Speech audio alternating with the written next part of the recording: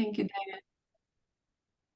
Thanks, Diane. And hi, everyone. As Diane said, I'm Jeta, and it's a real pleasure to be here with you today, and a particular pleasure to moderate an event on Eastern European thought and feminism, decolonial theory.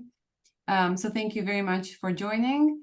As Diane said, we will begin today with each of the speakers giving a 10-minute presentation, which will be followed by a roundtable discussion, and then I will open it up to the audience for questions. We will begin with the speakers today in the order as you see them in the poster. So we will begin first with Elife Krasniqi, who is an anthropologist and a fiction writer that's affiliated with the University of Graz. We will then move on to Nita, who is a professor of anthropology at the University of Prishtina and currently is the Kosovar ambassador to Norway. We will then move on to Madina Tlostanova, who is a professor of post-colonial feminism in Sweden in Linköping University.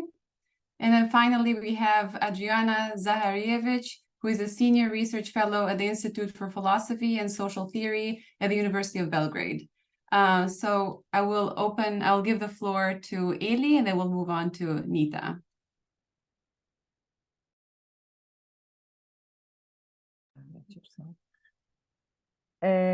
Thank you very much, Jeta. As I said earlier, I'm very happy to be in this panel. I'm going to talk today, I'm approaching the whole topic, not only as a scholar, but also as a writer, as a fictional writer. And I'll start with my favorite part on decolonization by Samia Nehrez, and I have to read it because I think it is important. She says that decolonization continues to be an act of confrontation with the hegemonic system of thought. It is hence a process of considerable historical and cultural liberation. As such, decolonization becomes the contestation of all dominant forms and structures, whether they be linguistic, discursive, or ideological. And this is the part where it's the foundation, so to say, of what how I look at decolonial feminism. She says, decolonization comes to be understood as an act of exorcism for both the colonized and the colonizer. For both parties, it must be a process of liberation from the dependency, in the case of the colonized, and from imperialist, racist perceptions, representations, and institutions, which unfortunately remain with us to this very day in case of the colonizer. Now, why this is important for me? It is because, as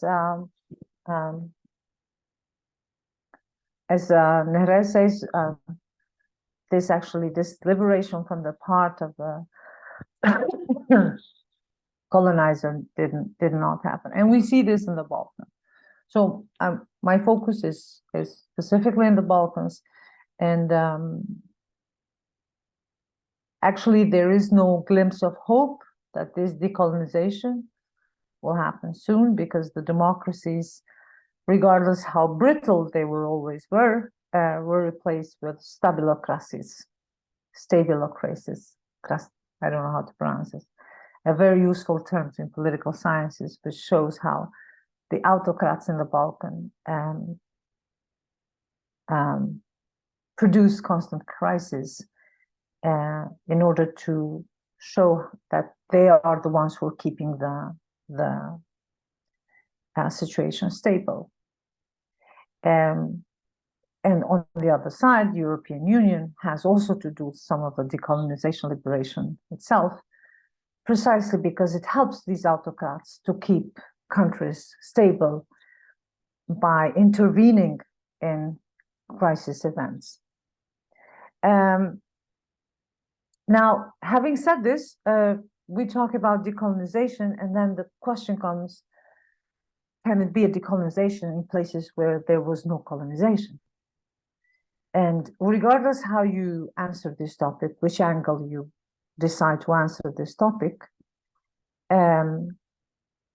for the region, it suffices to say that there was an end of an empire, in the early 20th century.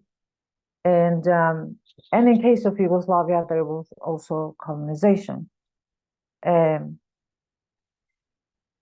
I'm talking here about the mid-war period, where the colonization was carried through the agrarian reforms, which in Kosovo specifically were carried with excessive violence and expulsion, forced expulsion, even before this forced expulsion of Albanians, Muslims to Turkey, but also other Muslims in case of Macedonia. Now, as is often the case in totalitarian regimes or discriminatory regimes,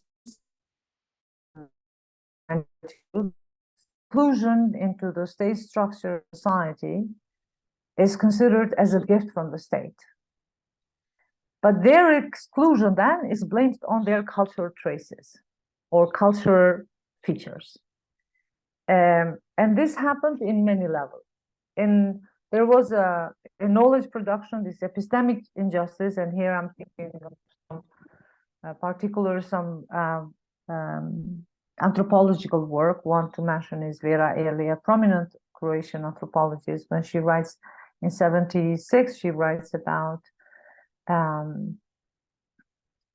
Albanians and the family, or mainly why the Albanian joint family, large family, survived still in Yugoslavia. And the reason that she gives, at one point she talks about how Albanians don't like to go to school, but then she says that in fact it's true that they also don't have text in Albanian language. And then there are also other layers, for instance, the healthcare, the structure of organizing the whole healthcare, especially access to healthcare for women was very poor, but at the same time what it was produced as a fact and knowledge was that Albanian women don't like to go to the doctor. And here I'm referring to Christopher Grossmith, an anthropologist who did his research in Macedonia in the 70s, and saying that the very access to healthcare was not easy for Albanian women, but also the way how doctors behaved. He says that there were doctors who knew a few words of Albanian, but in their false security or limited knowledge, they would use their few Albanian words in such a way that they seemed to ridicule the woman and her language. These instances we have seen also in many occasions during the socialist Yugoslavia. So this promise of socialist Yugoslavia for this emancipation, in fact, was erasing many of other women's experiences of mainly Albanian women and Roma women, not to speak about other minorities of African origin, which in my research I'm trying to delve more into, but I'm not going to talk about that today. There was an entire structure of thought, of production of imaginaries and continuation that included Albanians of different stratums, included women of different stratums, women of different ethnicities, by racializing them in various ways. We have seen this also in literature. For example, the colonial experience is being can be actually seen and analyzed in literature, especially on the works of two Montenegrin writers, Radovan Zogović and Čedo Vuković. But later on, the colonial imaginary could be seen in the 80s. For instance, I find it super interesting book by Slobodan Selinić, Prijatelji sa I will never know how to pronounce this, Krasniqi, which is a friendship from, it's a neighborhood in Belgrade, I think, which is, I don't know how to translate Krasniqi. Yeah.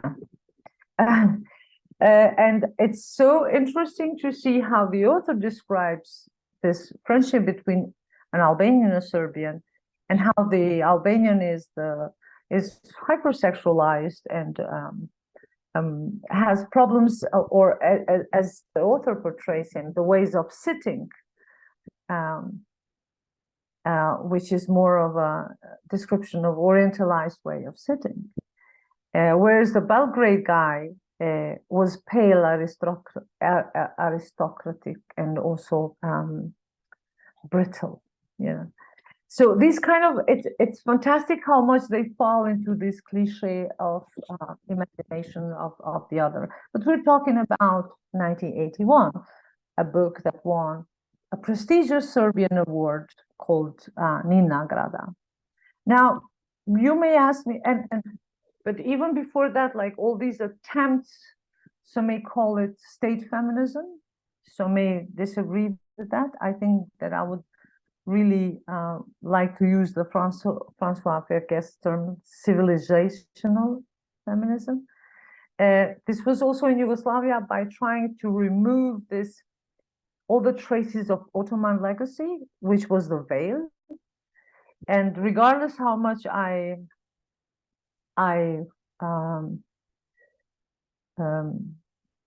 celebrate the work of Anti-Fascist Front of Women, there were lots of this structure of thoughts that were implemented in certain campaigns that tried to emancipate women by erasure. And this was what I'm talking specifically about now is the campaign for removal of the veil. Why these are important, these instances are important. It is important because they don't happen alone. They happen in conjunctions or juxtaposed with other practices that were discriminatory, that were ostracizing, especially for those who were not in this mainstream of Yugoslav idea. But then this changes somehow in the 1990s, and in these attempts for liberation, national liberation, women in Kosovo has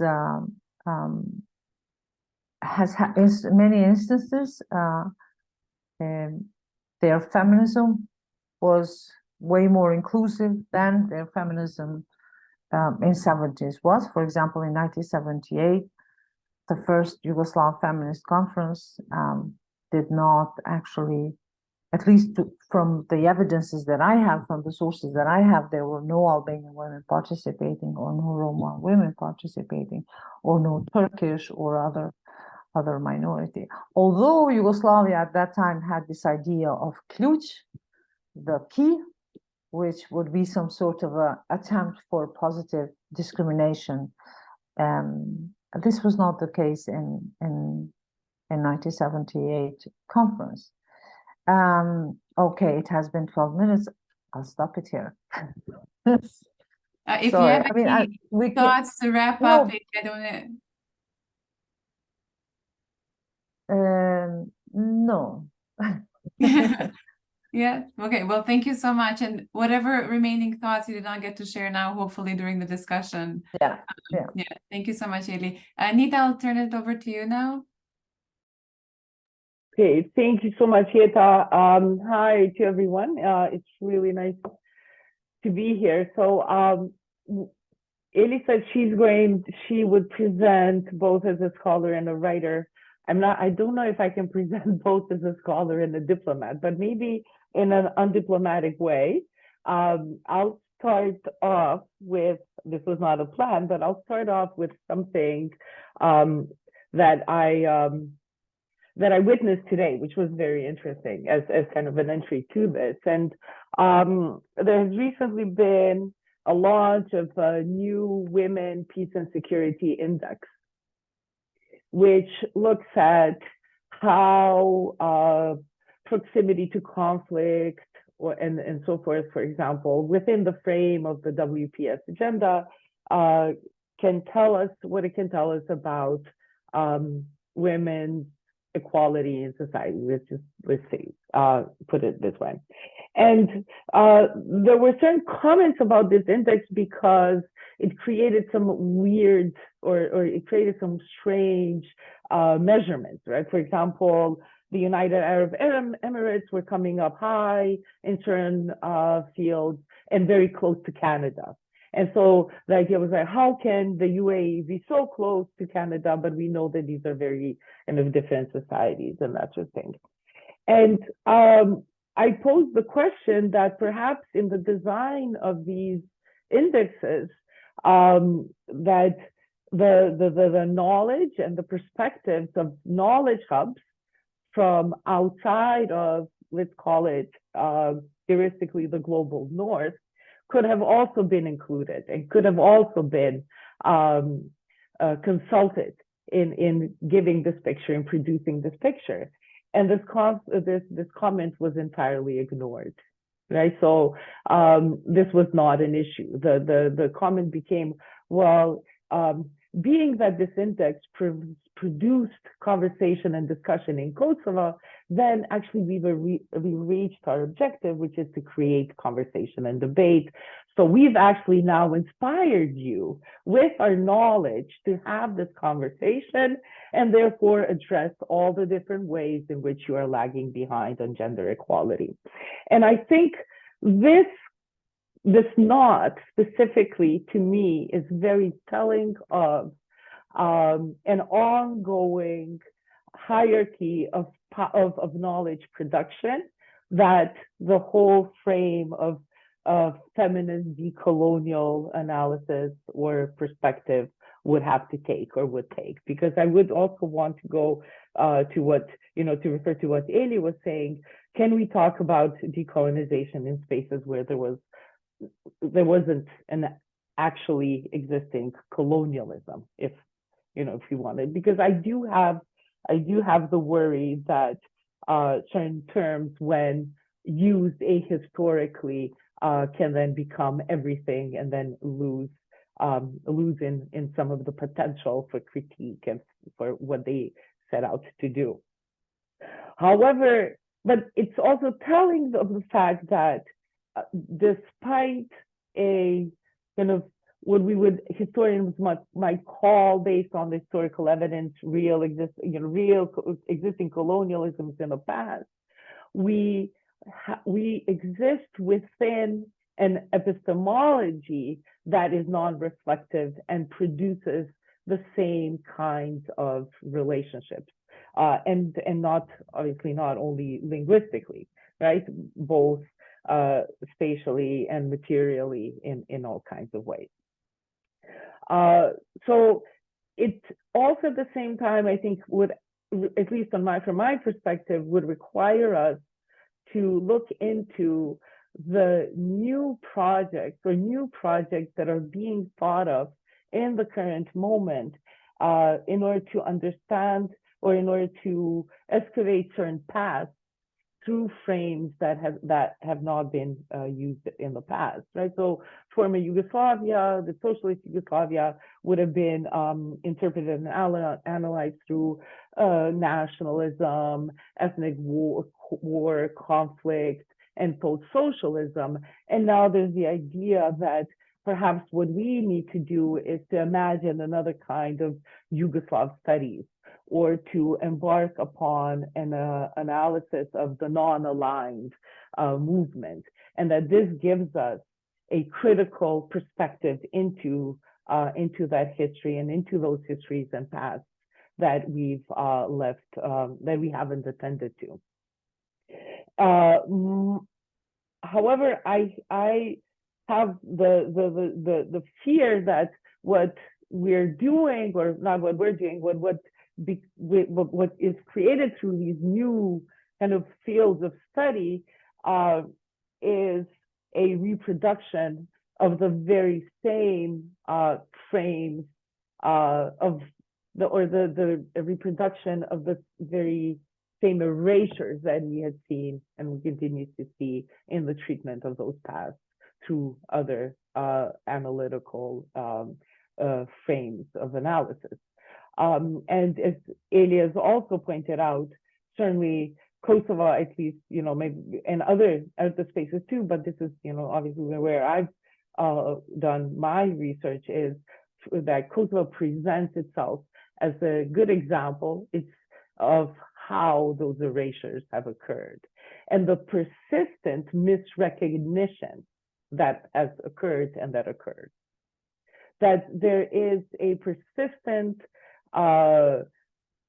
deafness to certain experiences and voices, that there's a persistent blindness to systems of oppression that existed within that system, with a kind of, I don't want to be too harsh, but with a kind of self-congratulatory kind of perspective that what we're doing is, we're kind of looking to things that we haven't looked to before, and to me it seems a little bit as an attempt to recuperate Yugoslavia, and to me it seems as an attempt to whitewash it.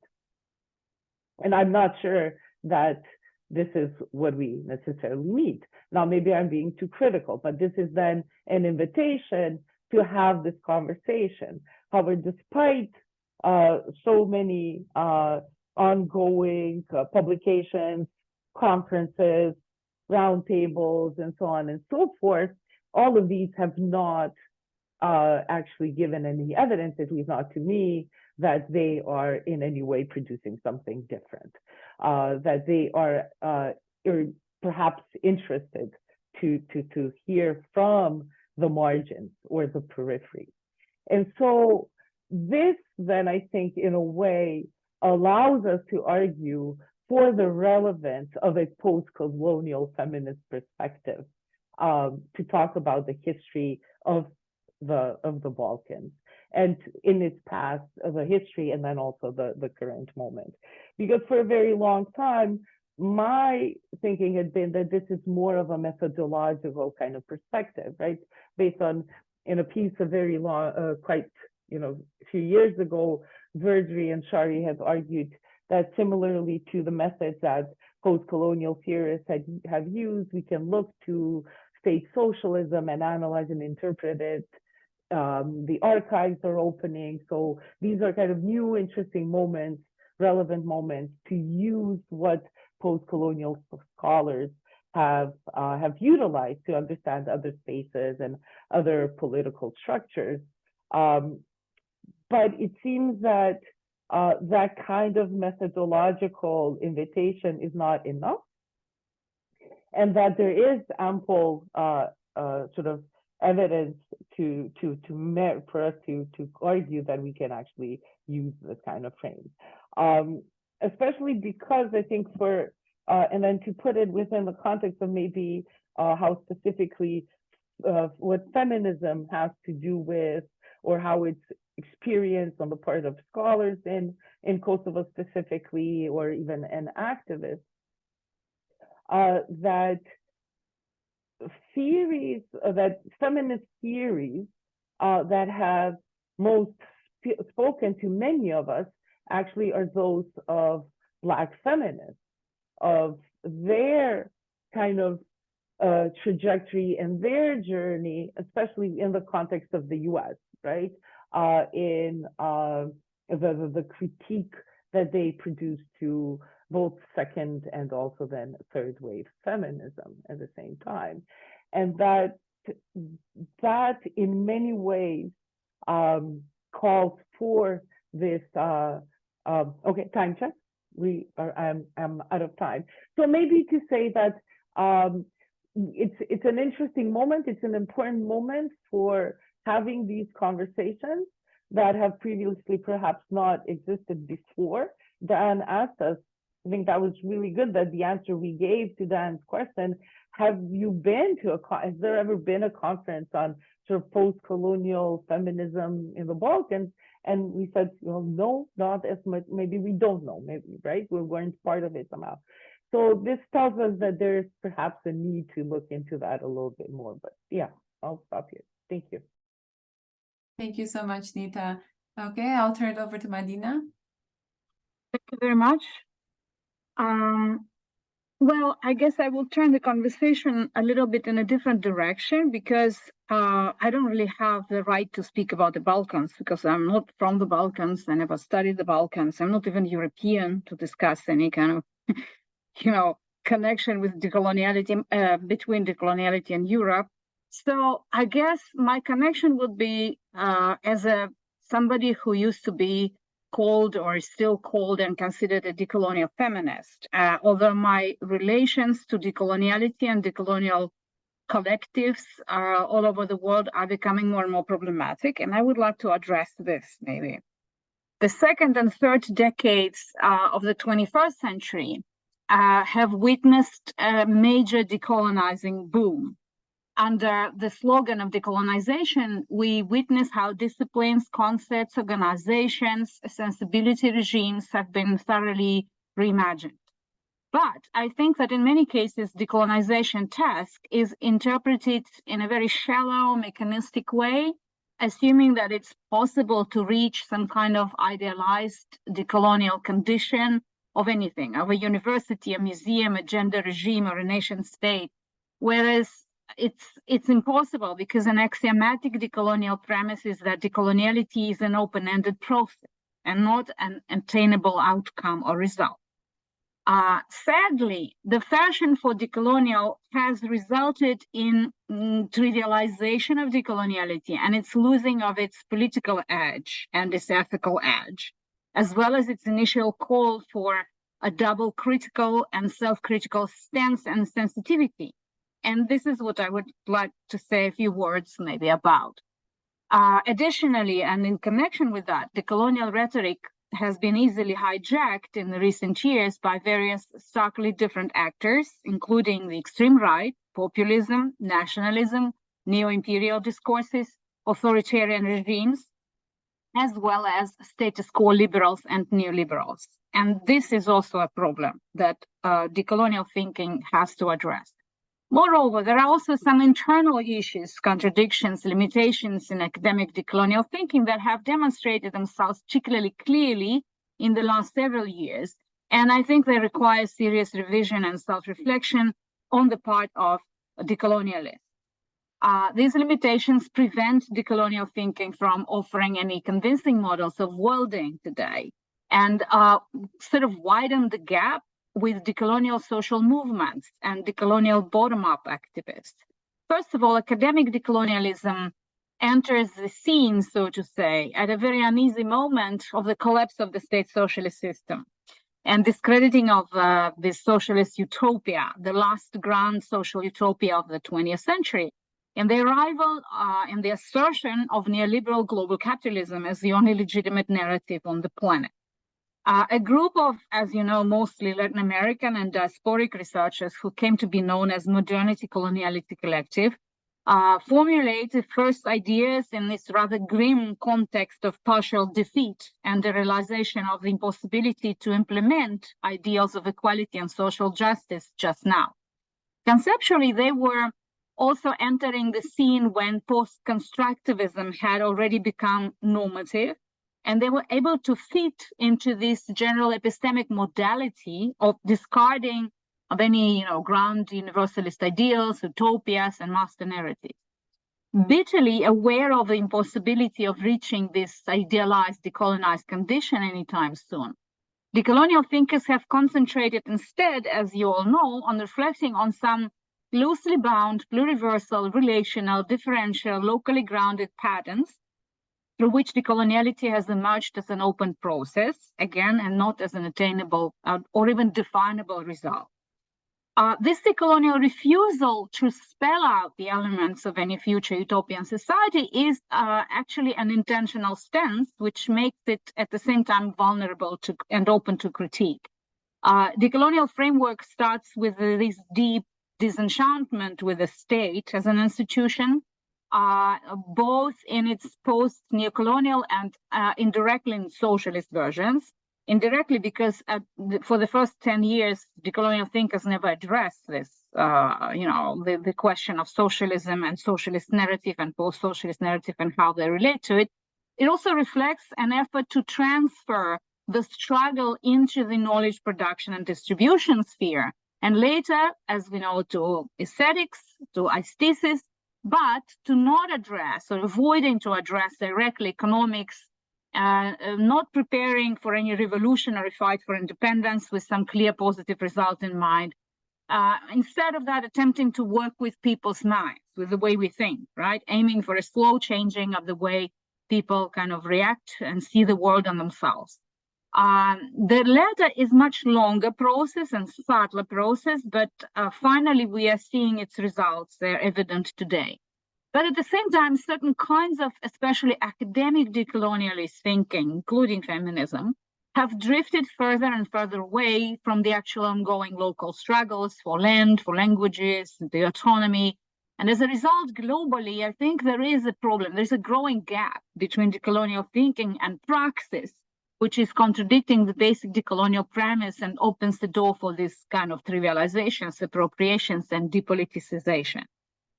In its most extreme versions, academic decolonial thinking regards modernity as something, primarily a set of epistemic assumptions, a set of premises, cognitive operations, disciplinary divisions that were later ontologized and globally naturalized. And their denaturalization and defamiliarization is then regarded as one of the main decolonial texts. Clearly, decoloniality in this version derives from the same origin as post-structuralism and post-structuralist critique, and faces the same challenges of big promises of specific decolonial critical tools and lacking the actual original theoretical instruments for their implementation, and therefore slides into this familiar Euromodern conceptual toolbox. And so in other words, we can say that decoloniality promises to delink from this apparatus, but it never keeps the promise. Decoloniality attempts to put the usual subject-object hierarchy on its head and question the Western imperial epistemic duress, which is complicit in maintaining the established knowledge production institutions and measuring rods from a position of those who have been denied subjectivity, rationality, and regarded as mere tokens of our culture, religion, sexuality, race, or gender. And in this case, stressing the subjective specificity of our knowledge, or in decolonial terms, the geopolitics and corpopolitics of knowledge and of sensing and of being, and of, is different, of course, from mere postmodernist claims that situated knowledge is, because it refers to our actual becoming epistemic subjects and looking and reflecting on the world from the position of our own origins, our lived experiences, our education. Although radical delinking combined with this corpo and geopolitical dimensions of knowledge production is still very important and perfectly sound decolonial claims, what has increasingly disturbed me is how can we as decolonial thinkers actually implement these things. Denouncing Eurocentrism, decolonial thought at times tends to reproduce its main conceptual premises, not maybe so much content-wise, but discursively. It takes place in the still binary mode of thinking that tends to discard the important nuances for the sake of singling out some general tendencies.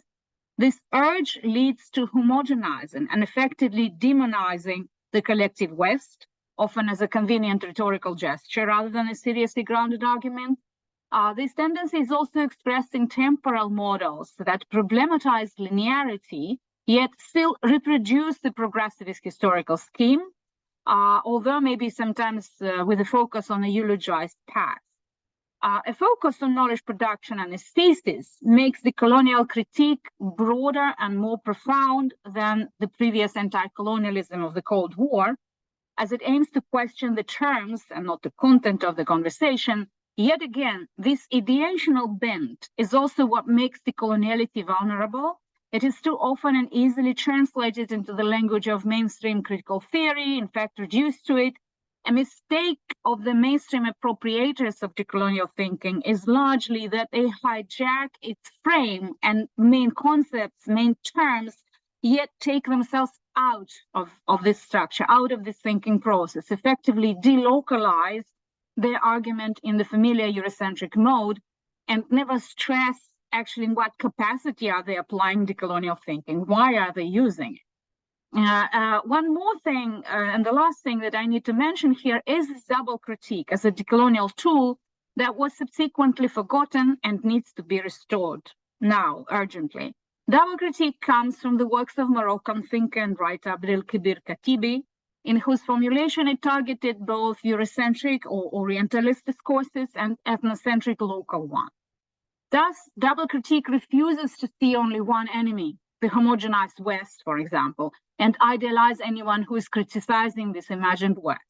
It attempts to also see other local sources and circumstances of discrimination and inequality, which need to be also critiqued in relation to the larger forces of oppression.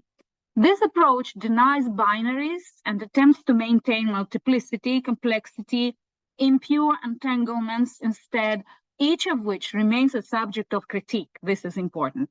In the case of the former Eastern Bloc, double critique entails a critique of at least two, but in fact many more different forms of imperial control, such as Western and now global Euromodernity as a set of onto-epistemic, but also economic, social, and political frames, which gets entangled with specific, often contradictory and insecure local imperial histories of less successful modern empires, and also their internal and external others, insecure colonial others, and importantly, their current evolution into different forms of nationalism, neo-colonial, neo-imperial regimes, and decentralized identities.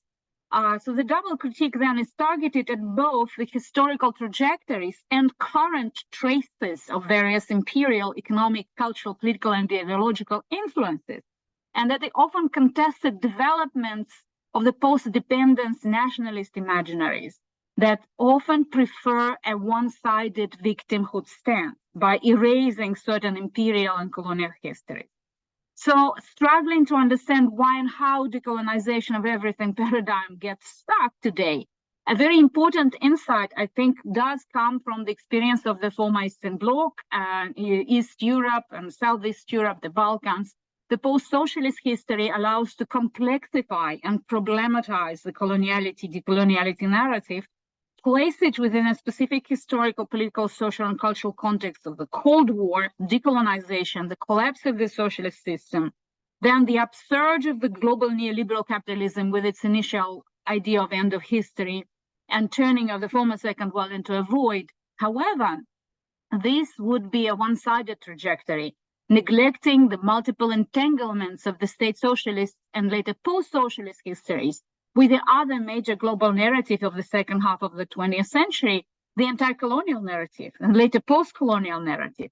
It's crucial that these two narratives, major global narratives, are regarded in a dynamic interaction relationally. Stemming from the same origin of modernity coloniality, they have remained historically and politically discordant and have related to the current decolonization slogan very differently, which is often preventing them from actually hearing each other and leads to various forms of victimhood rivalry. I would argue that for revamping the viable but often marginalized feminist and queer element of decoloniality, particularly coming from the peripheral and semi-peripheral spaces, for the sake of refuturing. Because if we don't do that, then decoloniality, it becomes a monument to itself very easily. So this feminist and queer element in decolonial thinking, it is important because it further complicates its relations with other critical discourses on modernity, while also performing an internal critique of the heteronormative male versions of decoloniality. So for me, this is maybe something that I would like to keep from decolonial thinking, definitely. The decolonial and particularly queer decolonial feminist voices. Thank you. I think I should stop. I'm too long. Thank you so much, Madina. And now our final speaker is Adriana. Thank you. Well,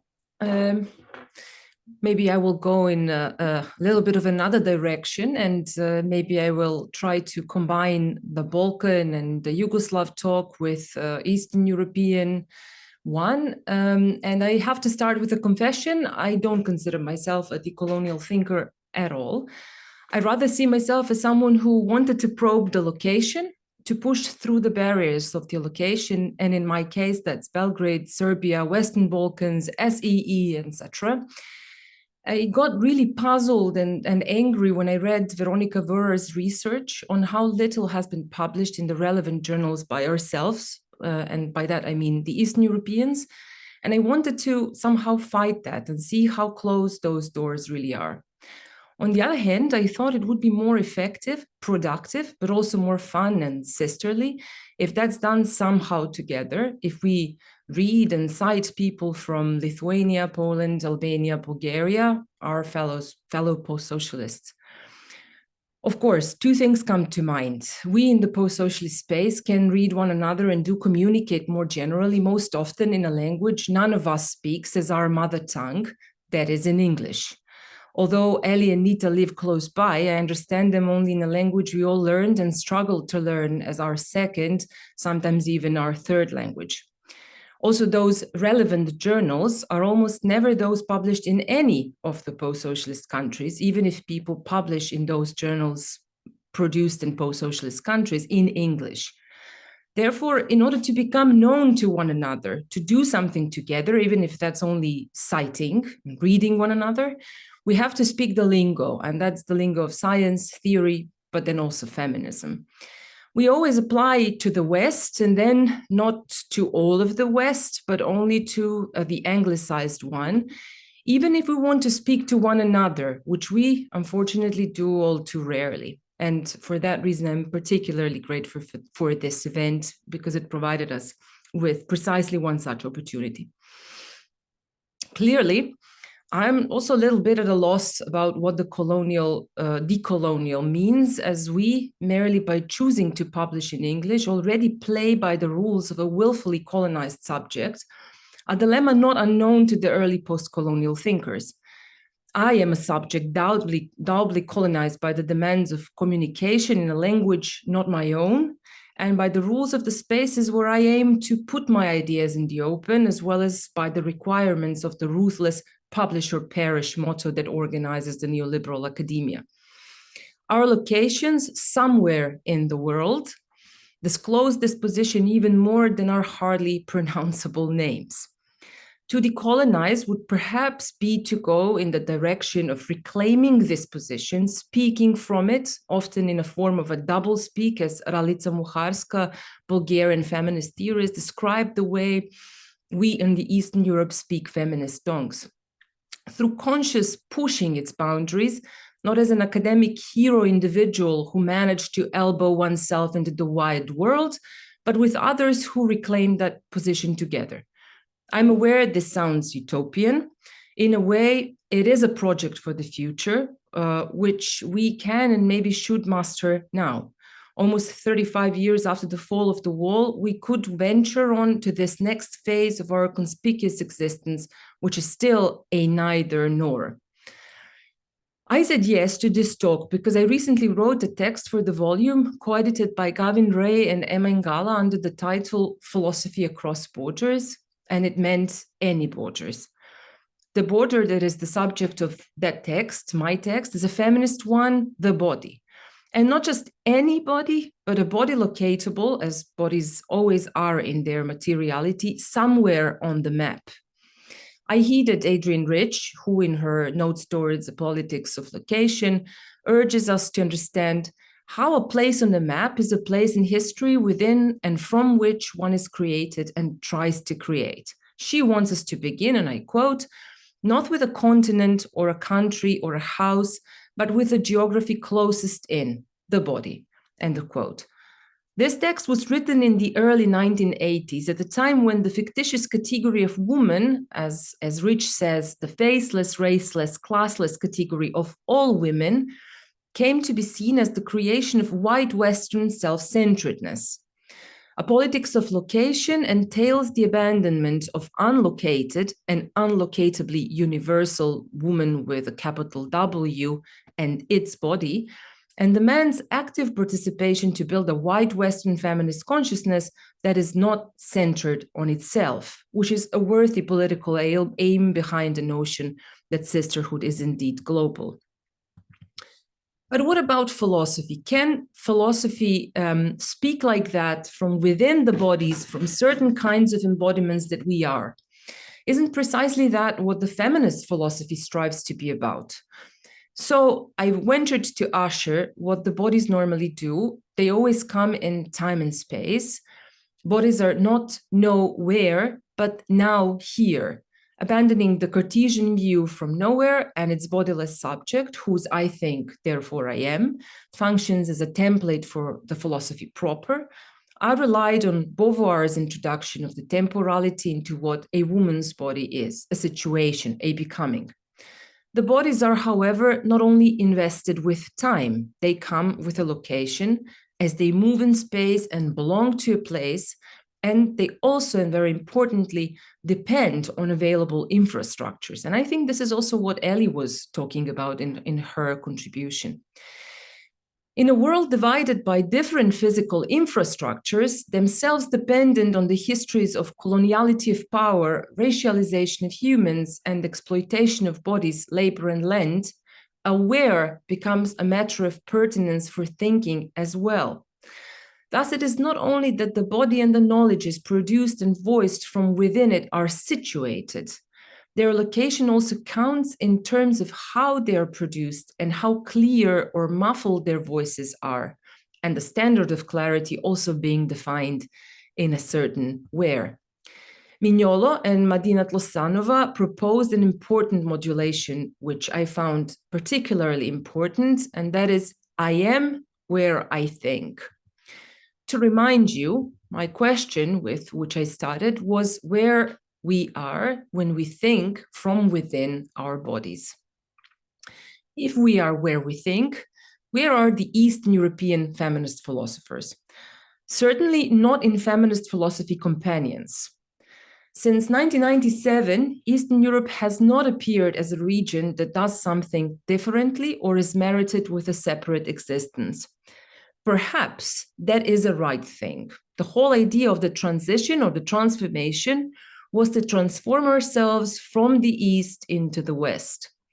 Perhaps we are done with that, judging by the feminist philosophy companions that still have chapters on justice, freedom, rationality, and separate ones on Africa, Latin America, and perhaps on something Asian.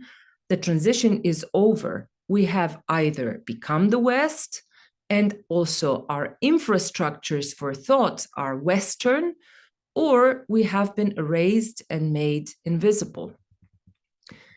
To this, we give a certain unwilling consent, we being we from Eastern Europe. We whose bodies are in quote-unquote Eastern Europe, in which we aim to think, perhaps also philosophically, are in a strange now here. Eastness could be seen as defining a specific relation to time and space as a kind of embodied being that is not becoming, scattered in varieties of often imagined times, and in a non-place, a non-region. In Eastern Europe, the now too often collapses in many, sometimes disjunctive, non-progressive imaginary pasts. In addition to that, Eastern Europe is arguably the only part of the world, the time and space of which have been erased, wiped off from the global chronotope. It is perhaps the only part of the world where several decades, which were physically fitted within certain borders, are turned into something that never was. The only world that is dematerialized is what used to be called the second world, the one which also eerily hovers around the space between the now global north and global south. Therefore, for someone who thinks in the East, I am where I think appears inconclusive, perhaps also somewhat fictional, because this where is spectral and in continuous transition itself. Now let me conclude. I believe all of us will agree that our goal is a certain kind of epistemic equality. If this is so, then we need to take into account how we create differently and from different borders positions of epistemic disobedience from which we diagnose the present in order to transform it. The presents differ and are thus not global in philosophy proper, as well as in feminist philosophy. The very thinking from the border needs to be thought from a variety of borders and borderlands, Eastern Europe being a paradigmatically spectral one, where perhaps certain traveling theories do not translate well, and we are obliged to understand why, and also maybe offer a different kind of adaptation of that translation. Where infrastructures for thought differ and shape the way we think differently, but being infrastructures all need to be taken into account. To say, I am where I think, for some of us in our othered, self-erased, or just raised locations, is always a two-speak, always a thinking that is more than one, both split and multiple. Ultimately, we can't learn this by reading feminist philosophy companions produced in the West, or at least not only them. We need to find that experience of thinking in thoughts of our fellow Eastern Europeans. I did above, in the words of Teresa Kulavik, Magdalena Nowicka, Anka Geus, and Ralica Muharska. In other words, we need more thinking together and a conscious rejection of self-erasures. That's me for now. Thank you, Adriana. Thank you to all the four speakers for these wonderful and thought-provoking presentations. And I'm very excited for the roundtable and to get a chance to ask you some questions and hear your thoughts. But before I begin, we have had a quick question for Madina. Someone has asked if, Madina, you could put on the chat the name of the Moroccan author that you mentioned about the double critique. Thank you so much. Certainly, I will do that, yes. Thank you. Okay, so just to begin kind of our conversations, I have a series of questions that I would like to ask. And I think the first one that I have in mind is kind of a smooth transition from the discussion that we had last day with Adriana about borders and bodies. And that is kind of a question about Eastern Europe and the Balkans, which can be addressed as geographies, as cultural spaces, as kind of artificial and at times oriental creation, or even as conceptual categories. So I'm curious to hear your thoughts about the status of the region as it relates to the historical demarcations that we're so used to, Eastern Europe, Southeastern Europe, Central Europe, Balkans, Western Balkans. So what do these demarcations mean? What does it mean internally to those of us who are thinking about or come from Eastern Europe and the Balkans? And also, what does it mean in terms of the status of scholarship and scholars coming from Eastern Europe and the Balkans more broadly? So that's my first question. And I just wanted to say you can answer the questions perhaps in the order that you presented, but if people want to jump in or you want to not answer a particular question, that's also fine. So Eli, if you want to get started, if not, someone else.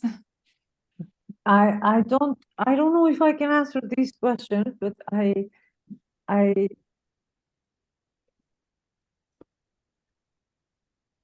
a bit puzzled because there are so many disparities in where we are in this decolonial thing over the region.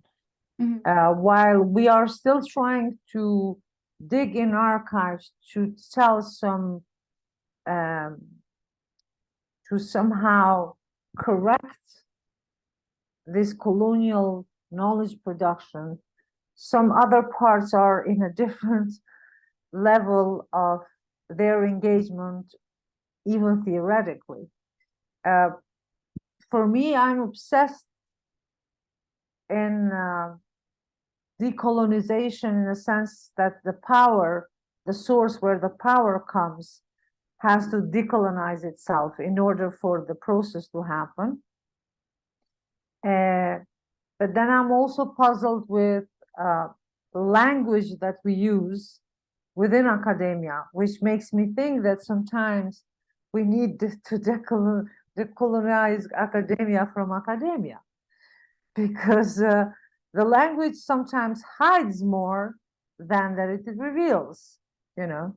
So we are in such different hierarchies and situations that it makes me, I find it difficult to even engage in discussions of this sort, you know, because also it has to do with disciplines, obviously, but also it has to do with priorities. For me, and some of my feminist sisters, it's very important now how to disentangle all this academic jargon into something that we don't discuss with each other, but rather we have impact in autocratic regimes.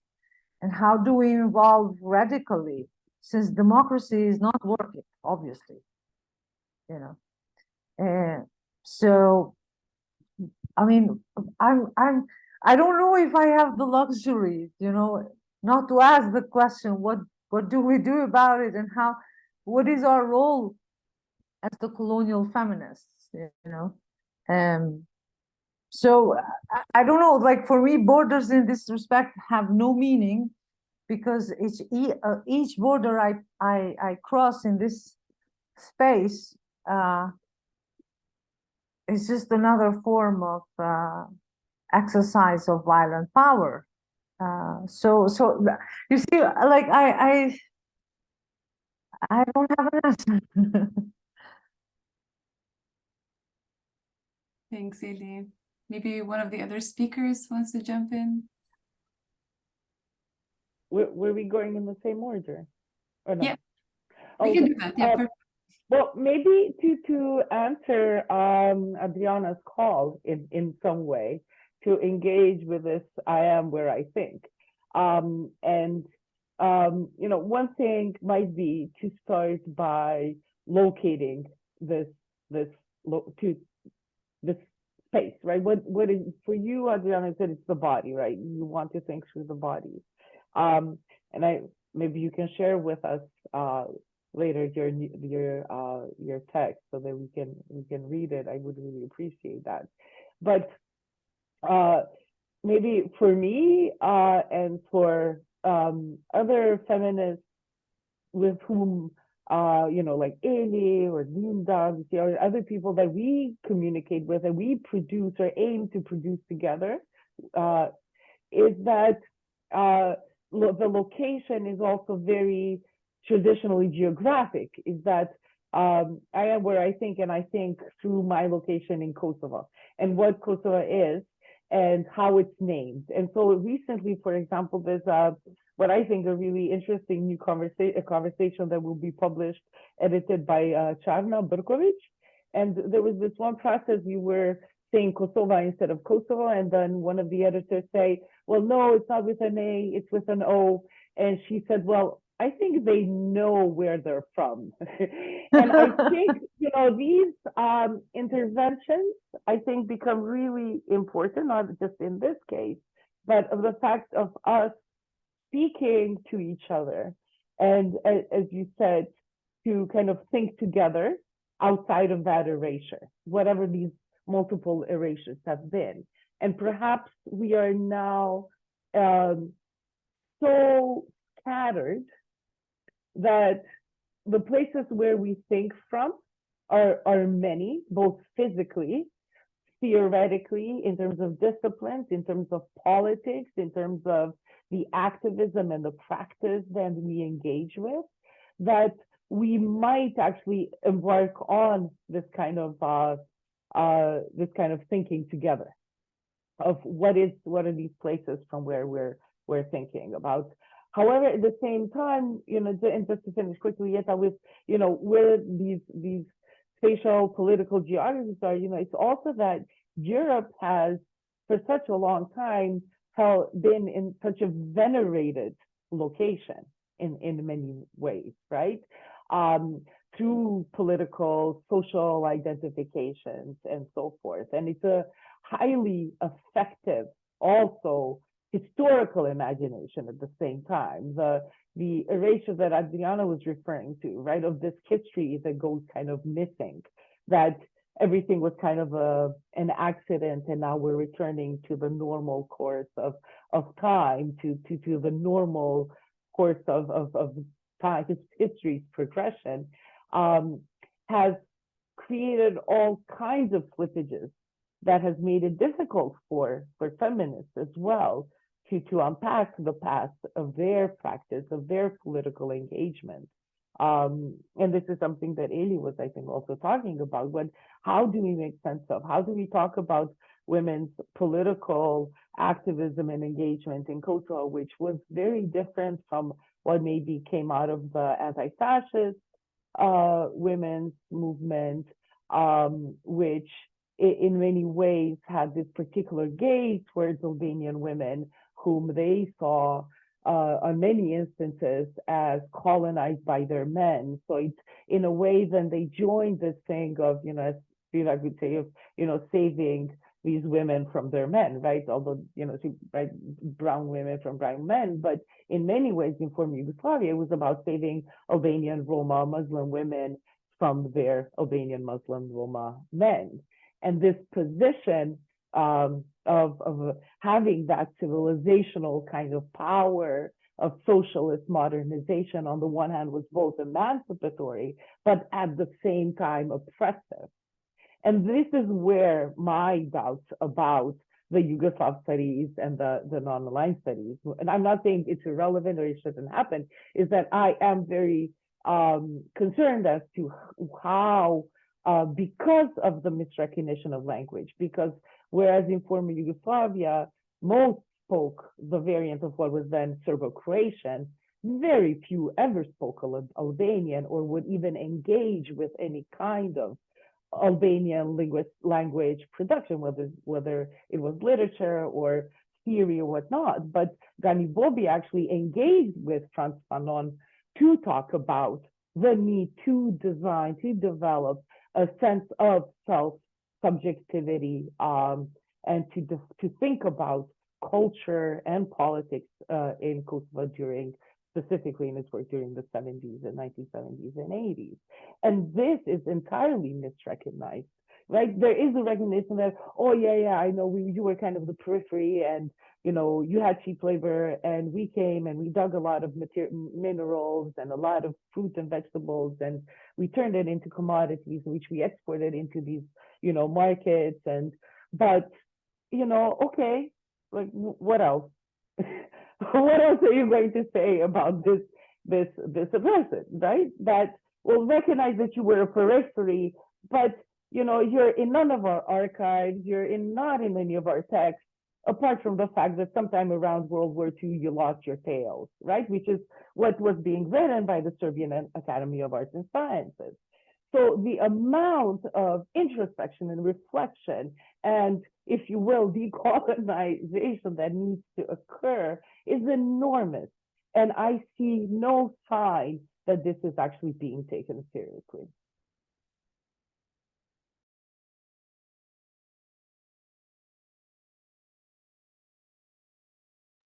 If Madina, do you want to say something, or would you let me maybe? No, yeah? Please go. No? Yeah, I don't have anything to say on this now. Yeah, I want to somehow respond to both what Eli and Nita said. I mean, first of all, when I say it's the body and it's the border, I mean, that body is always somewhere. And at the moment, that body is in Berlin, but just for a short while. Normally, it's in Belgrade. And that also, that location also bears quite a lot of significance and signification. I mean, for me, as I always somehow, I appreciate your discussing of Yugoslav studies and also your being critical of Yugoslav studies, also because Yugoslavia does exist, but mostly either in studies, which somehow want to recreate it in a very nice way, and I like your criticisms that you put up, or it exists in places like Berlin, where it's, people live in their kind of imagined Yugosphere or some kind of other place, which is not that place. The place back home is Kosovo, Serbia, Croatia, Bosnia. So there's no Yugoslavia. And I think that's very important to say, because we do live in these bodies, in those spaces. And at this very moment, that means that if you live in Belgrade, you live in a place which, as Ellie said, is a non-democracy, is a kind of thug stabilocracy, and that we who live there as feminists also have to bear the brunt of that at this very moment, but not only that, but also of the impoverishment, which is a partially a consequence of being a post-socialist state, and also a very specific relation to the war and the wars that lasted for a full decade. And Serbia led them, even though at the moment Serbia portrays itself as a country which basically never was at war, apart from several months during the bombing of Serbia. So we call that the bombing of Serbia. In any case, what I want to say is that somehow, locating yourself as the body also means locating yourself as being somewhere and as bearing a lot of history and of the space and of the time that is either lived with that same body or has been lived through others who gave you those histories of that space. I might also want to say that I think that most of the like Western Balkans in the 90s, referring to Yugoslavia, and now not, because of course that's not the Balkans. Bulgaria is a very Balkan country, and luckily enough, it was not part of the wars in the 1990s. Then, I don't know, SEE, CEE, and these kinds of terms are basically also part of peripheralizing or organizing the cartographic space in also cartographies of power. That's where I will stop. Eli, you had your hand up.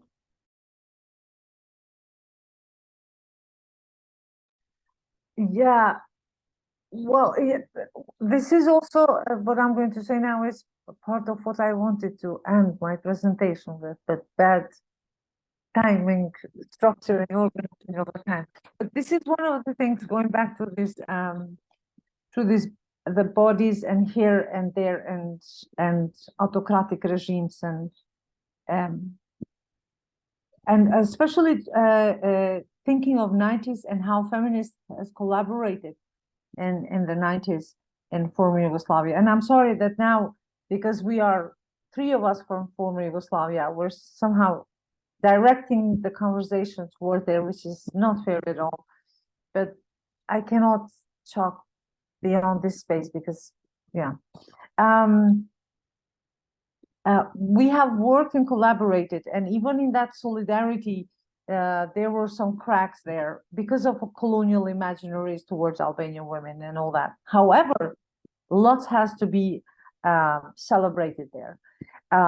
What I'm struggling constantly is because we functions like a parallel society, It's feminist in one side, and then the autocratic regimes on the other side. And we become like scopophilic objects, and how do we explode from this bubble where the pieces of this explosion reaches to these very beautiful metaphorical languages that I'm using here. These pieces of this explosion reaches these sources of power. What for me. This is the crux of conversation, like, not that I disregard or I don't value or put it at the high importance all the academic knowledge that we produce, but what do we do with it? Like how this is for me the question that I do to myself. Do I keep racing for publication in order not to perish? I'm almost perished, actually. But or how do I position this? Like what actually means to decolonize decolonize now? I'm sorry to sound this pessimistic, but Thanks, Eli. And that's in part kind of, the provocation that Madina suggested during her presentations. I don't know if you want to add something to that, Madina. Okay, I can if necessary. It's like I'm even more pessimistic than you because I keep saying that you cannot decolonize the university, you cannot decolonize the museum, you cannot. No, it's not possible because these institutions are throughout colonial. They are based on colonial kind of hierarchies and type of knowledge production. And so if you play that game, as you said, if you start the race and if you compete with others, and this is the game of modernity with this colonial side, then you're done, right? And I think the only thing we can do is that we have to create still some kind of spaces where we can do what we like and what we find important. For instance, we have a collective of 7 feminists, which is international, and it's called the Loving Coalition. And we all had some experience living in Sweden at some point, but we are not Swedish. And so we started with just meeting once in 2 months, maybe, and talking about all of these problems, we encountered, like racialization and these hierarchies and lacking of voices. And then we started writing, and we were writing for 2 or 3 years, like first automatic writing, and now we almost have a book ready based on these stories and poems and things that we shared. And it's a very healing thing for us also, because when you're all constantly in a hostile environment, and then you go and you know that there is a space, there is this decolonial interstices like that. But of course, I know that it's not solving any problems, right? We are creating this in order to survive in this hostile environment of Western Europe, right? But I also know that people do larger things and larger projects like that. And that's why I was so critical about academia also, because usually it comes not from academia, it comes from bottom-up activists, from artivists, sometimes, from like social movements, feminist movements. They do a lot of things, and I think that we need to deal more with each other. There should be some kind of transversal connections and coalitions with them, rather than trying to sit in this academic bubble and write some publications that only 5 people will read. So I totally agree with you on that. Yeah.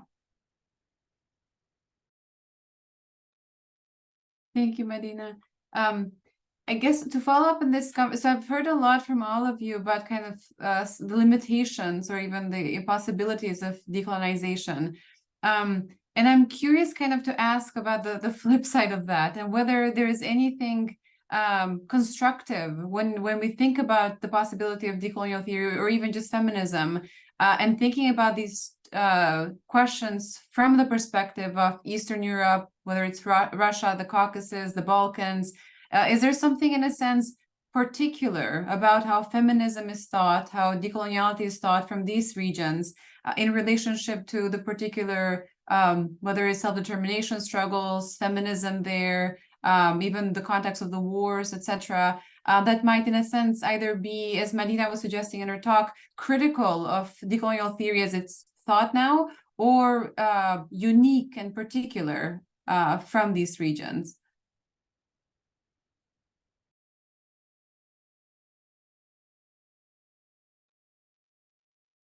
We can go in order again if you would like, or if someone wants to jump in.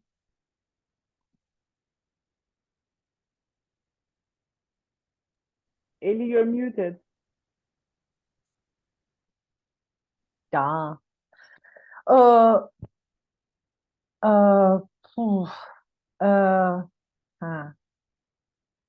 Well,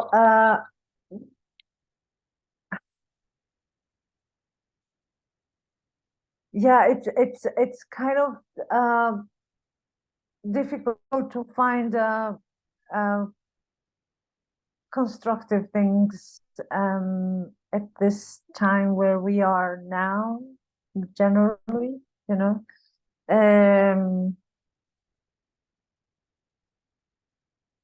but yes,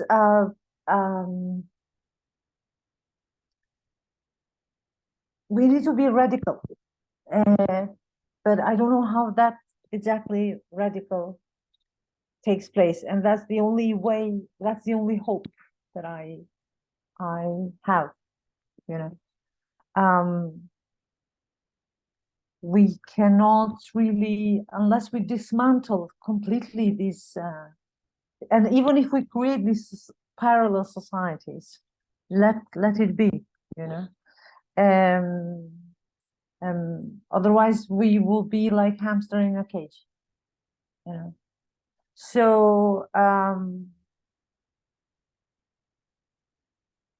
I also, one constructive part that I see now, my mind has remained at this word, Jeta, although your question was way more elaborate. But also because I got already inspired by this collective that Madina was mentioning, with women who live in Sweden. I had a half Swedish boyfriend. Does it count? So I could be part of this. But I like these kind of collectives and these kind of initiatives that go beyond this classic academic production, but includes artistic interventions and activism. And some of these things I see also in Kosovo. So I mean, maybe we can learn a lot from the underground movements, and try to create this type of knowledge that then puts itself above the ground. So yeah.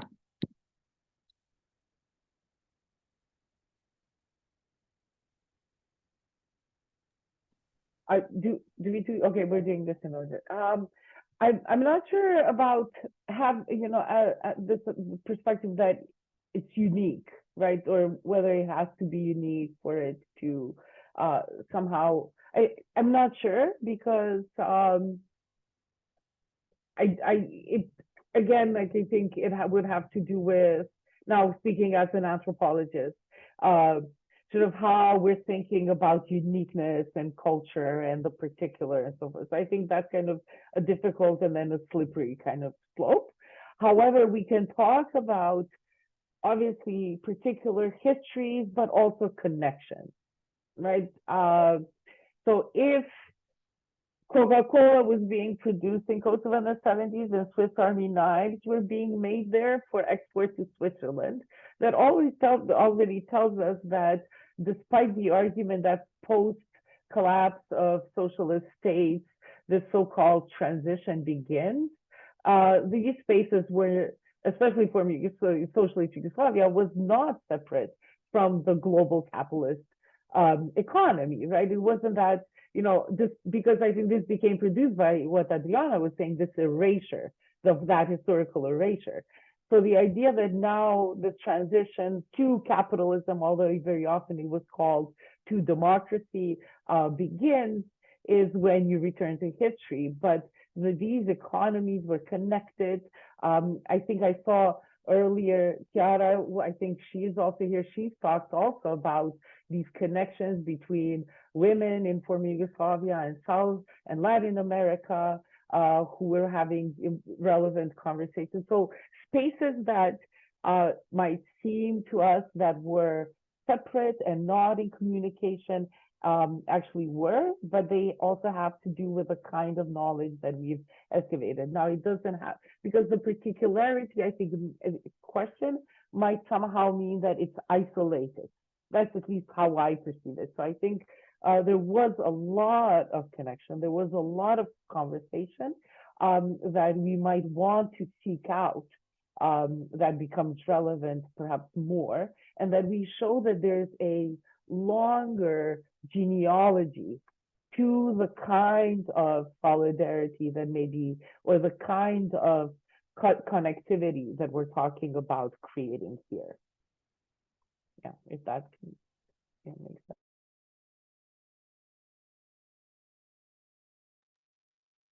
Okay, I will just maybe say a few words, not much to add here. Yeah, I agree that it doesn't have to be unique. But it's interesting to trace these differences and different trajectories that you find in different regions, right? And to me, decolonial kind of vocabulary maybe is not enough here, especially if we speak about Southeastern Europe, you know, and all the Caucasus for that matter, where my father is from. I originate from North Caucasus. So it's, for example, a very important concept will be interimperiality that was introduced by Laura Doyle, and then Manuela Boatka and Anka Parvulescu used it in their recent book, meaning that, you know, if we look at Central Europe, Southeastern Europe, the Balkans, the Caucasus, we see that there are several empires always struggling there for the control, right? And sometimes at the same time, sometimes one after another. And people who live there, they have all of these memories and all of this creolization of different influences in their cultures. But then when the nation state period comes, it's a selecting process. Like you want to keep something for your new national identity, but you want to forget certain other things that are connected with, for example, the Ottoman Sultanate, right? It's not interesting for those who consider themselves Europeans. So I mean, it's really interesting. But then also we have this very complex socialist legacy, which is easy again to trivialize, but it was very complex.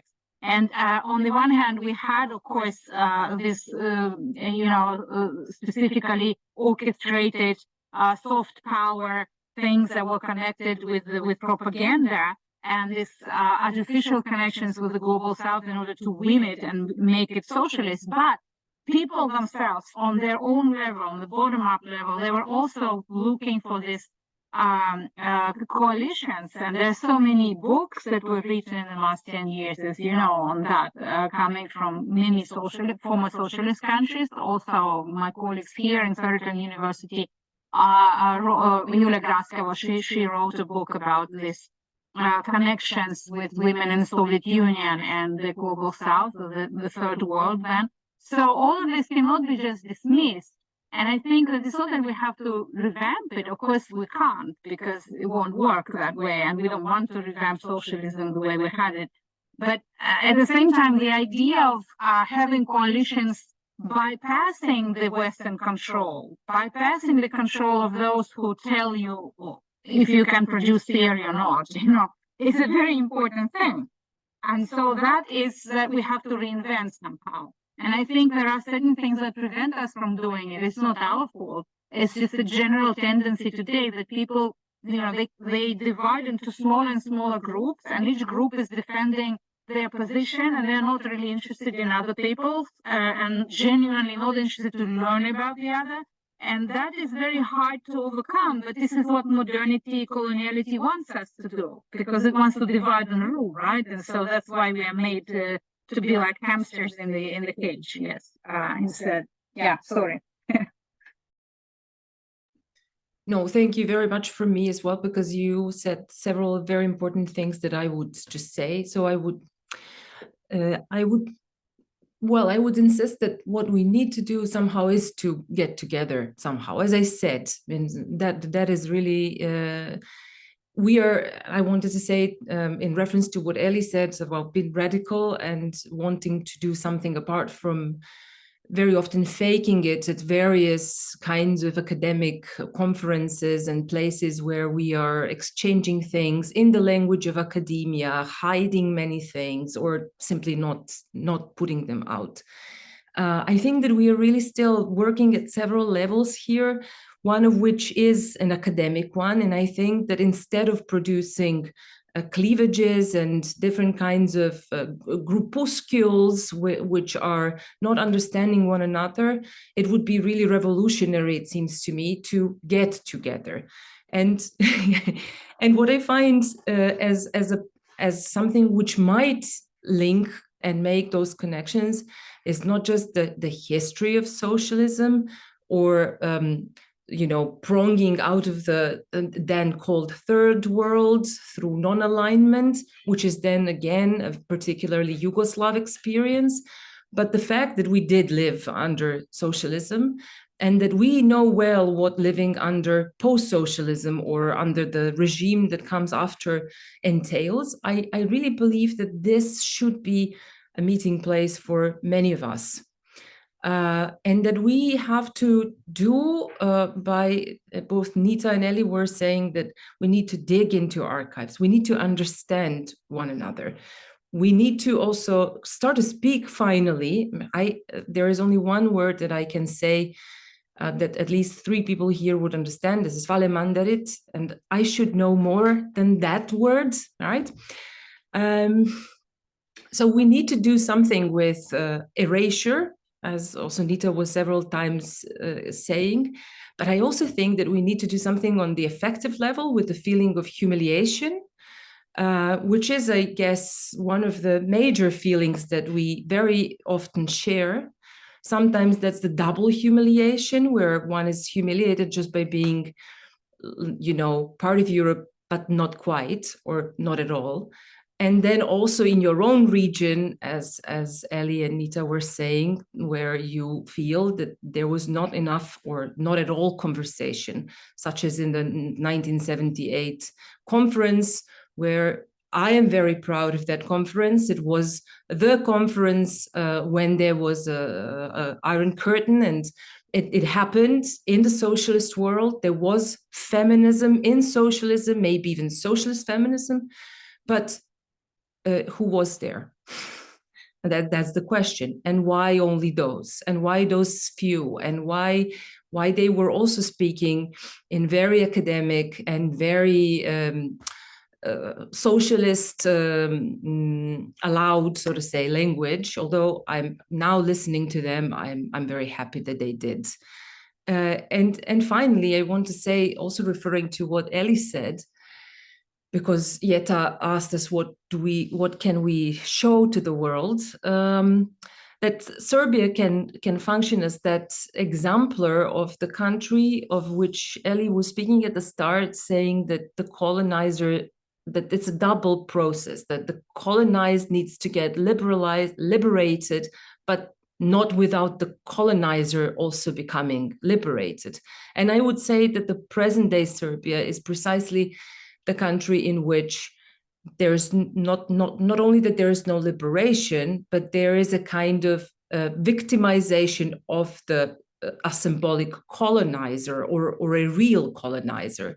And that is something where I think we should, this is now a political thinker, someone who thinks politically coming here out of me, that we should think how to work with that in order to be radical, in order to dream of a future which is not going to be as bleak as at least 3 decades of past or more have been in the region where I normally sit.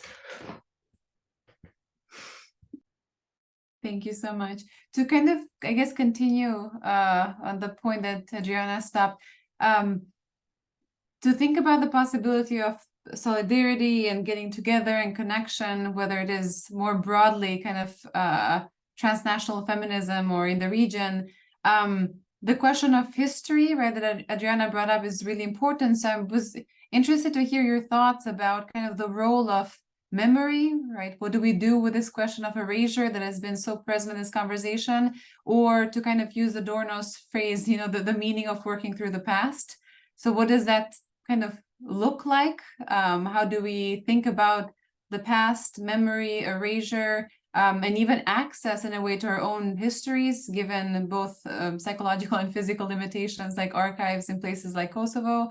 So I would just love to hear your thoughts about the role of the past, memory, working through that as a kind of maybe a first step or a condition for something like a solidarity and us coming together.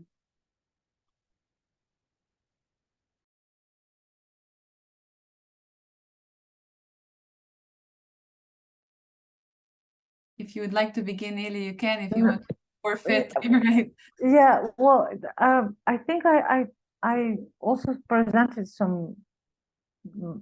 I work a lot on archives and I do very much of this gather material, empirical material, and but maybe someone else could,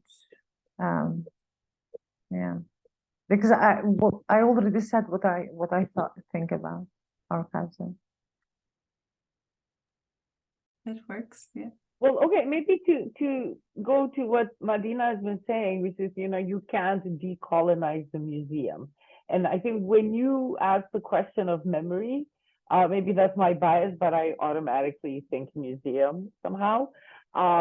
Maybe because my father is an archaeologist and I always saw the past through excavating from the dirt and so forth. But I always, from very early on, also recognizing that when you excavate can become dangerous. When you excavate is always very political, right? We're seeing it right now with the conversation with the marbles and between the UK and Greece. This is the fact of not wishing to even go into the conversation that the British Museum has this claim, right, to everything it has collected, let's just say that, in order to tell a particular story, right, is very telling. And that is precisely the narrative that is so difficult to decolonize.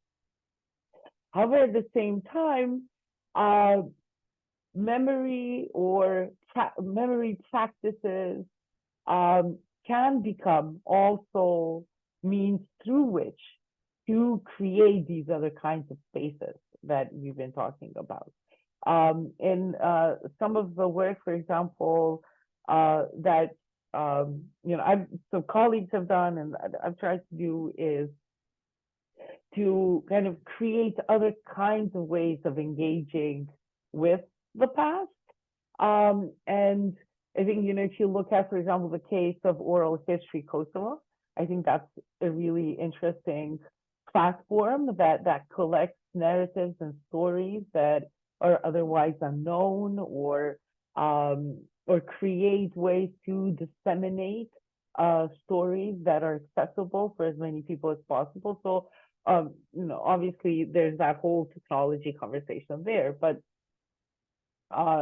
there's also been attempts to think of how more participatory museums can also be created and generated, that are more rooted in community, that are not part of that one way in which the national historiography would have you think of it. And there are some examples. There are some examples of this. Obviously, the issue always is how do you keep them going and so forth, right? Because one kind of institution will have the financial infrastructure and all kinds of other infrastructures to keep them going. So we obviously always go back to how capital works and what we think of as considered as valuable. But we also see that in the current system of also both universities, it's specifically these fields that are being attacked in many ways, or that are being shut down, or being closed, or being how would you say technologiczki wyszedł? So they turned into this, right? This almost like non-valuable surplus, and you can just kind of discard them and throw them away. So we are in a very precarious moment also, where to talk about memory is also almost a luxury in some way. However, in the context, I think, of not just Kosovo, but the larger region as well, I have proposed this with a colleague of mine in an article that we wrote, that there's an inside out and an outside in view to think of memory. That there is memory that is produced from the inside for an outside audience, especially in context of post-war, but also in context where one's history of war and violence is questioned and is delegitimized. And then there's the other part of from the outside looking in. From the outside looking in, very often, at least in the case of Kosovo, it's been, and we see it in other conflicts happening as well, is that, well, now you should, the past is the past, you should move on, right? That this is the thing that's wrong with the Balkans. You're always thinking about the past, you're stuck in the past. And so even if I mention, Ivar, you all start fighting and you're going to have a war just because of that, right? This idea that somehow you are so irrational, that you're so incapable of an affect outside of violence, that even, big peppers caused you to kill each other, right? This is the absurdity of it. Is I mean, this is the larger way in which all of this is. And then this idea that somehow you forgive and forget and you move on because it is European to do so. While at the same time, if you look at some of the practices of memorialization, in Berlin, right? This great article from and I'm blanking out, but of how the name of the Damani portrait, oh my God, who talks about how a young generation today of school kids in Germany are being taught by the 68 generation, and they have to produce and reproduce the same kind of narrative. But if one of the school children exhibits a particular kind of urban Black culture, that they are being disrespectful to the memory of World War II, right? That there's disconnect between how you behave, how you dress, and then that becomes a way of especially disciplining young Black male bodies. But that's another story, but it's certainly part of it.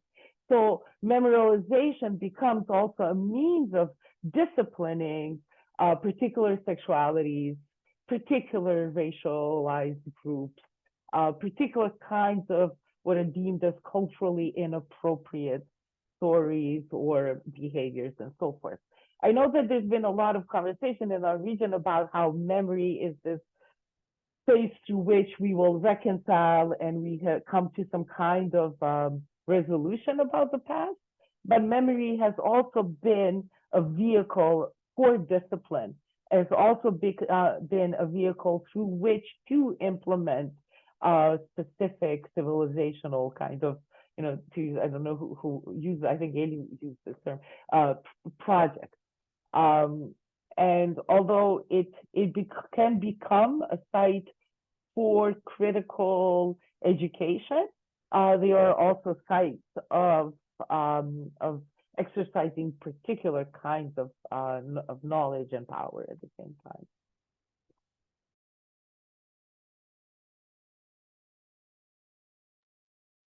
Madina, I would like to say something if it's Madina, you are not going to, no. Well, I will really try to be super brief because I'm aware of the time and probably the questions for the audience. I'm thinking how we should always be somehow mindful of what the individuals can do and what they cannot do. What we can do and what I would like us to do is to try to make something based on Madina's group that she mentioned, and somehow, try to at least be radical with one another, which we did on various occasions. But what I wanted to say, yesterday was the first time that I tested this thought, which I have for a very long time. What would have happened? What kind of life would have maybe been possible in the region from which majority of us come at this table, if in 2001, instead of Kofi Annan, who was awarded a Nobel Peace Prize, a symbolically weighty prize, for enhancing the human rights in UN, it was women in Black who were also candidates in that year for that prize. So what would have life looked like 20 and some years later for the region, especially for Serbian-Kosovo relations, if women in Black have been recognized by some kind of symbolic community of people who decide on what memory is also going to be nurtured and grown, instead of Kofi Annan? I don't want to say anything against Kofi Annan, naturally, but from 20 years later time, when we think of how memories shape our lives, and they definitely do, and Nita, I agree completely with you about Ivar, and not just about Ivar, and how we easily get to start a fight. So maybe we could think of also that you know, it's not only about us and what we did or didn't do, but also of some kind of larger political movements of which only in retrospect one starts to become aware of what chances have been possibly lost, and what kind of messages would have been sent to the societies if Women in Black, maybe other people don't know, but a major anti-nationalist, anti-militarist organization, feminist from Belgrade, but also operating throughout Serbia, have been given that award. And just to add that actually the awards, the Nobel Peace Prize that is awarded this year is the first time that it's actually being given to a women's rights activist. So this is the first time that anybody in that sort of field has been acknowledged. Yeah. Unless Madina or Eli have anything to add, I think this might be a good time to open it up to the public. Eli, did you want to say something? Just I like very much what Adriana said, and I was just imagining this again, this process that EU, for example, doesn't do for itself in decolonizing itself, and it still has Borrell, who speaks, for example, about Europe as EU being a garden and outside is a jungle. Now imagine having some of the feminists being in that position where Borrell is, possibly left feminist, you know. Yeah, that's all. Madina, if you had any thoughts, I want to give you the option before I open. Okay, thank you. Okay, thank you so much. I guess this is good. We don't have too much time now, but if anyone has